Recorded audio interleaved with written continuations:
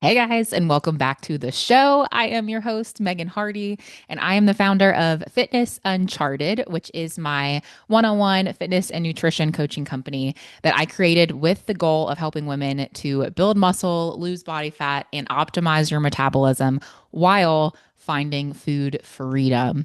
And today we are going to be talking about how to pursue fitness without obsession and how to find peace with working out and working on your body while pursuing those goals, because I would say the majority of the women that I work with, and probably if you are listening to this podcast, you fall into the more like type A, overachiever, perfectionist tendency type of personality.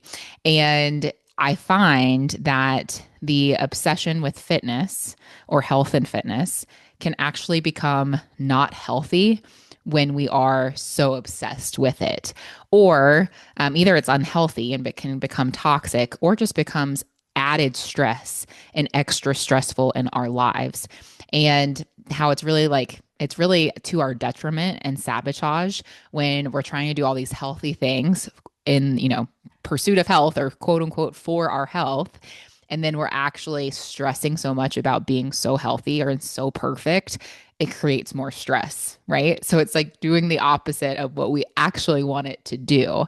So I want to speak to this and really to you, the type A person out there, overachiever, perfectionist, goal oriented. I've had another podcast episode speaking to you specifically. I don't remember what number it is, but I think it even has type A overachiever in the podcast title. So this one will be a bit different, but really speaking more so to like the health and fitness obsession and the perfectionist mindset we might have around pursuing a fitness or aesthetic goal. And that's where, like I said, stressing over your body is going to shoot yourself in the foot. So I was just having this conversation with a client who she is has all these like different health things going on that we're starting to address and kind of peel back the onion and peel back the layers of what might be going on and more root cause of some of those things. But while we're doing that, she's so stressed, and she's someone who is on her P's and Q's. She's already disciplined. She's already working out 5+ days a week. She's already eating healthy whole foods 90% plus of the time. She's prioritizing sleep. She hydrates well. She's doing all the things, right? And so even more so, her stress is higher of like, it's not even like I know I'm failing in certain areas. And so this is why I'm not feeling better or seeing results. It's like, well, now I'm stressed like about the healthy things that I'm doing, or what am I not doing, right? And it becomes this like self-fulfilling prophecy of stress that will shoot you in the foot in the pursuit of your health. So that's the person I want to speak to today. And I want to hopefully leave you with some takeaways on like how to work on yourself, body and mind, without stressing over your health, or, stressing over being healthy or being fit, right? Like I just think of social media. If you're into fitness, if you're pursuing fitness, if you're listening to podcasts like this, you probably follow people on social media that are all about like biohacking and the newest, latest thing, right? That you should be doing for your health. There's so many things. If you listen to all of the information out there, which granted, 90% of it's probably marketing something like you should be doing red light therapy, you should be doing this, you should be doing this type of meditation, or you should be doing, drinking this type of electrolyte or whatever, right? Half of that is marketing, or more than half is marketing, because they probably have something they want you to purchase, so they want you to think that you need to be doing this thing. While also true, those things could be good and well, right? Might not be anything wrong with those things. I personally take electrolytes. I appreciate red light therapy, right? But to feel like I have to do all these things, it just becomes madness. And it can make you feel like you're not doing enough, especially for the type A overachiever. So I just want to speak to you, and how can we work on ourselves, both our bodies, like if you're listening to this, you probably have some aesthetic goals and aspirations. I know I personally do. Like I'm postpartum and I'm, continuing to heal from having a baby, and I want to continue to build muscle, and I have certain aesthetic goals, right?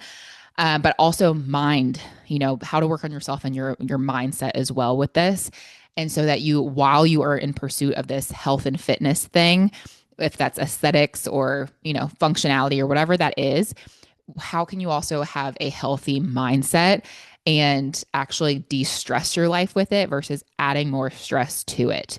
How can it be something that's beneficial for you beyond being able to, be more active in old age, or beyond having a hot, sexy body, right?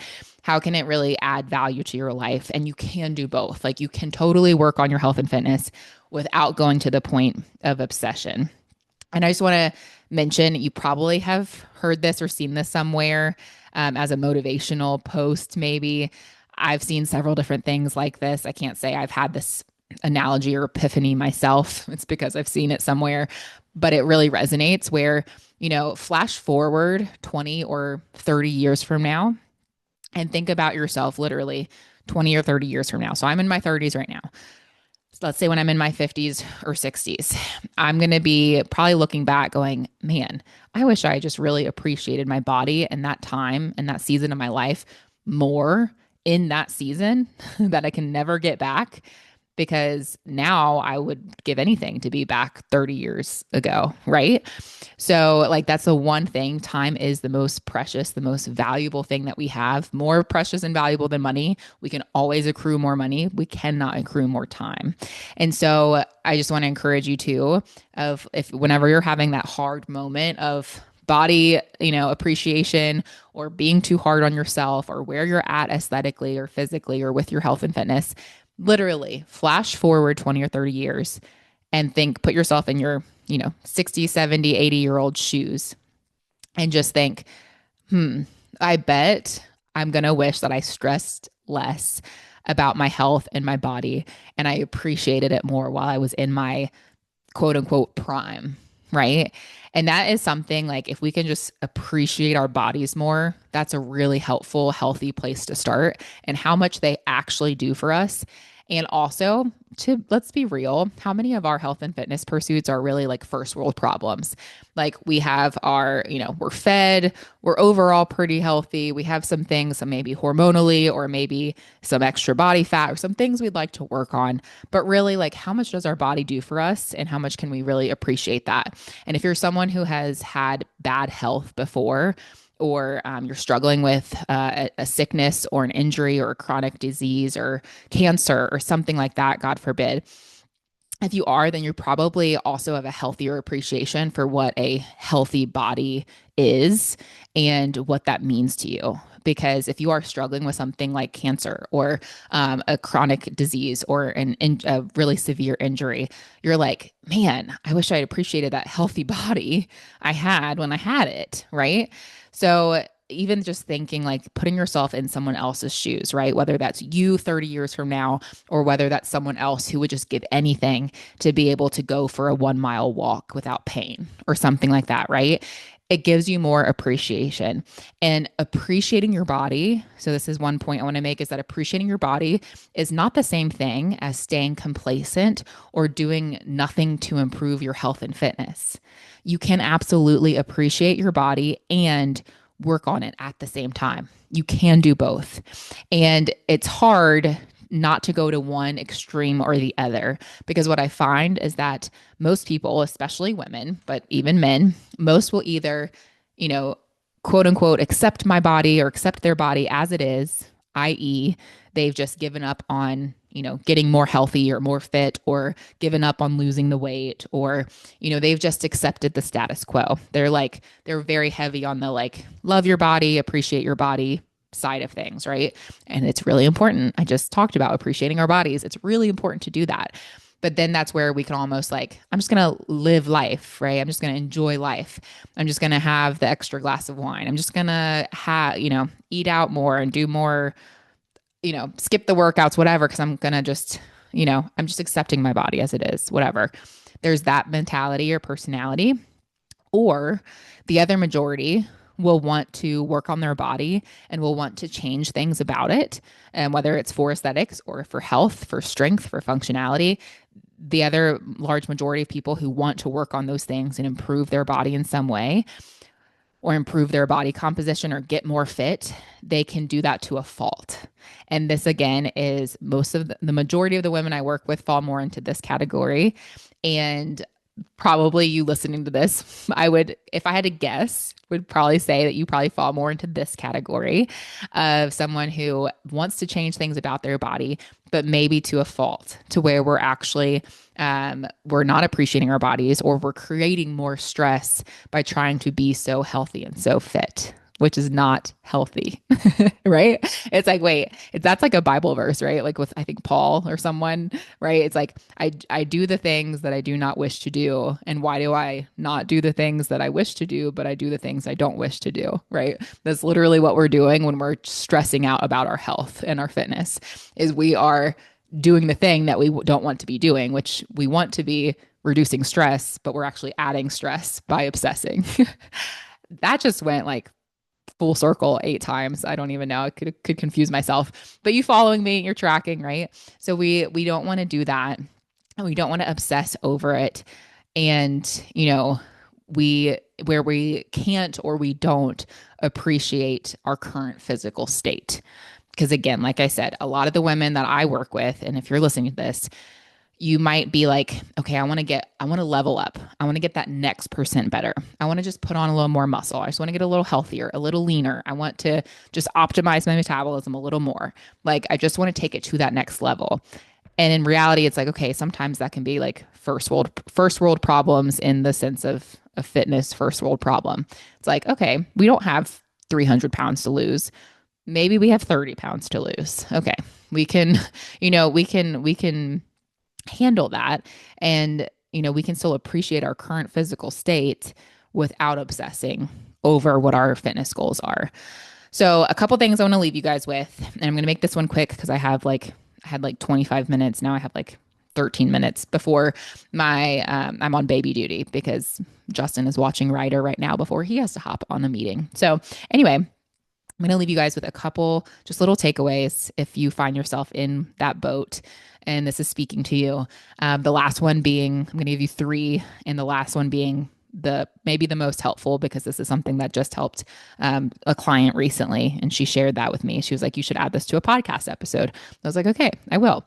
But first and foremost is to redefine your success daily. So redefine what success looks like on a daily basis. Instead of measuring your progress by something aesthetic or by the scale, God forbid, you know how I feel about that if you've listened to my show, or how your abs look, right? Or maybe how many workouts that you've smashed this week, or how perfect you've been with your macros. Instead, measure it by something that adds to your quality of life. So think of success not in a what have I accomplished kind of way, but in a what have I added to my life kind of way. Is that better energy? Is that laughing and being present with your kids? Is that getting outside and getting in nature? Is that having more peace of mind and more balance? This is one thing that a lot of my clients who sign up, they do because they hear about me talking about food freedom. And they're like, that is something I want in my life. So I want the aesthetics goals, and I have goals in that department, but I want peace of mind. I want food freedom. I want to be more present with my kids and not thinking about food, or not able to eat a piece of their birthday cake, because I want to be present. So redefine what your success looks like daily. And so, yes, that might mean if you are, maybe if you do have peace of mind, it's because you are balancing moderation and you're hitting macros, 90% of the time, and you're allowing for fun foods 10 to 20% of the time. And, maybe you have better energy and you're able to be more present because you are, fueling your body well with nutrition, and you are prioritizing sleep and hydration and these things that you are doing, right? Like, we do have to take action and do those things. But instead of looking at it as a checklist of how perfect can I be with these things, literally thinking of it as a daily, like, okay, what does success look like today? Is that like, yes, I did some of these things, but I wasn't perfect. But at the end of the day, I was able to like be lighthearted and laugh with my kids. Like that's something for me, thinking of Ryder growing up and being more present with him. I want to be able to be in that moment. And some of the things that I do to take care of my health and nutrition and activity are going to help me to be able to do that with him, right? So redefine what success looks like for you. And instead of thinking it like a checklist or what have you been perfect at or what have you failed at, think how is this added value to my life today? In what way? And then next is to practice some good enough reps. Okay, this is totally speaking to you, type A perfectionist. It is okay to have good enough. Good enough is good enough. Okay. You do not have to be perfect, whether that's your nutrition, that's your workouts, that's your steps. Some days and sometimes it's just going to be good enough. So practice good enough reps. And you don't have to hit, 100% perfect to make progress. I talk about this often with my clients. I just got off a metabolic assessment call with a current client. She's about 5 or 6 weeks into our program. And she's just sharing how she was like, I am so glad I signed up for this because I tend to be an all or nothing mentality, or I just kind of dwindle out, or I do something that's unsustainable. And she's like, this is the first time I just feel like I feel like y'all are so real and it's so realistic. And I have not been perfect these first 5 or 6 weeks. She said, I'm a type A perfectionist. I signed up for the program right when it felt like perfect timing to do so. And then I took this new promotion at work, and my daughter had a baby unexpectedly early. And she's like, I know you can relate with that. But all these things, right? She had like life things happen. And she was like, I wouldn't have probably signed up at that time because I'm so rigid with my routine and my schedule and wanting things to be just so. But she's like, but I'm kind of glad it happened the way it did. And I was like, yes, because things are kind of crazy for you and out of the norm right now, but we can help you through that. And then also when things settle down, you'll be like, wow, this is even more of a cakewalk and even easier. But to this, example, she did not feel like she had she's gotten results and made progress without being 100% perfect, which was a huge mindset shift for her because she was like, whoa, I did not expect to still see progress without being perfect at doing this. And I was like, yep, you don't have to be. It's really great. So practice some good enough reps. Like maybe it's your steps. Maybe today, maybe your normal goal is 10,000 steps. Today, it's 5 p.m. and you only have 5,000 steps and you can only go for one more walk. Maybe 7 or 8,000 steps is good enough for today, right? Or maybe you're shy of your protein goal by 90 grams somehow because you didn't pre-track or you didn't plan out your day better, and it's dinner time and you have 90 grams of protein left to hit. You don't have to hit 90 grams of protein. You might feel kind of bleh or sick if you try to eat that much protein in one sitting. So, like, maybe good enough is ending the day with like another 50 grams of protein. So, you're shy of your protein goal by 40 grams for today. You'll do better tomorrow. You'll plan better. And today, that's good enough. Practice good enough reps and just know that good enough is good enough. It's fine, right? So there's that. And then last but not least, also in redefining success, I actually forgot to share this. In redefining your success, the last point that I made, as far as what does it add to your life, I also wanted to share too, just an example. I have a next door neighbor, an elderly couple who actually, I went outside. This was just happened this week at the time of recording this, but I went outside to let my dogs out and I heard my elderly neighbor, who I didn't realize that's who it was at first, but I heard someone yelling, help, help, is someone there? And she heard me bring my dogs outside, but there's a big brick, wall between us, between our houses. And so I couldn't see her. She couldn't see me. And I was like, hi, yes. And she's like, help, I've fallen down, help. And I was like, oh my gosh, I'll be right there. So like I have Ryder in my arms while I'm outside with my dogs. And so I run inside. Justin and Ryder and I all run over to our neighbor's house. And sure enough, she's fallen down. She got hit with the wind here is crazy sometimes. And their screen door hit her in the back and shoved her onto the ground. And she's laying in the gravel in their driveway. And she can't get up. And, Meanwhile, we've got this southern Utah heat beating down on her. Like, thank goodness I heard her. Her husband was inside, but he's a little hard of hearing and had music playing, so he couldn't hear her yelling for help. But she, I think, might have broken her hip. I'm still waiting to hear back. The paramedics came and took her off, but her hip looked pretty swollen and was in a lot of pain, and she couldn't get up. So I was just thinking it was another reminder for myself of redefining success, of like why I do what I do and why I hope you do what you do is, if even if you have an aesthetics goal, that you're also just pursuing like strength and vitality and strong bones and all these things, right? Like a broken hip can take an elderly person out and really make them, go downhill fast, right? Trying to heal or recover from that. It's like we want to have vitality, have strength, have strong bones so we can do things well and live well into old age, right? So even when you're defining your success, like I think so much of our focus, especially if you sign up for a program or coaching, tends to look towards aesthetics. And I just really encourage you to redefine that success for you on a daily basis, thinking short term and long term. So long term might be staying off of medication, not breaking a hip, those kind of things, right? But also, the daily stuff like we talked about, laughing with your kids, getting outside, having peace of mind, all of that good stuff. So anyway, sorry, I just forgot to add that. And then last thing that I wanted to share was what helped a client recently. And she said she's like, I'm very type A. And sometimes she's like, for some people, the person who is more spontaneous, or maybe, looser on their goals, not as driven, they're someone who maybe needs to create a checklist or a to-do list, right? Like maybe they need more organization, they need more direction, and they need more like structure, and they need a to-do list. They need to like put it down on paper what they need to get done, right? If you're listening to this, you might be the person, if you're more type A, perfectionist, who actually needs to shorten their to-do list. Simplify your to-do list, right? Because otherwise we create this huge to-do list and then we feel like a failure because we haven't checked off everything off our to-do list, right? I know I can get that way. So we really need to prioritize and shorten our to-do list as well. So what helped with this client was she every day picks her top three to-dos for the day in three different categories. So she picks one, her top her top thing for herself. What is the one thing she's going to do for herself today? Number two, what is the one thing she's going to do for her family? What's the family thing that's her priority today? And number three, what is the work or business thing that is her priority today?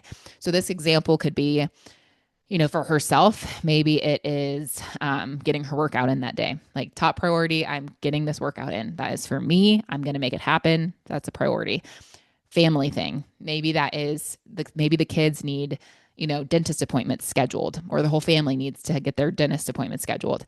Okay, I'm going to make sure I get dentist appointments scheduled for the family today. And then what is my work or business related thing?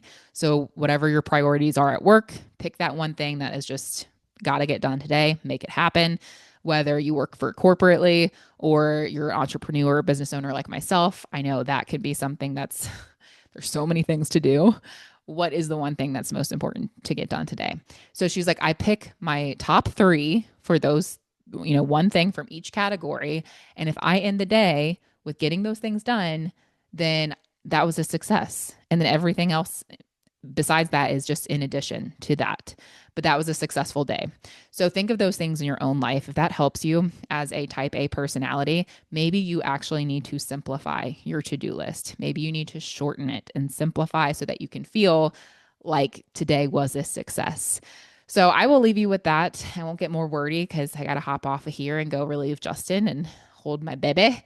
But I hope this was helpful. And if you want help on your fitness journey, if you want to do this alongside a coach, if you feel like you could use that level of structure and accountability and support, if you're someone who you want to take it to the next level, you already have a really solid foundation and knowledge behind, fitness and nutrition, but you need that little extra oomph, then schedule a call with me. You can book a consultation. My link is in the show notes.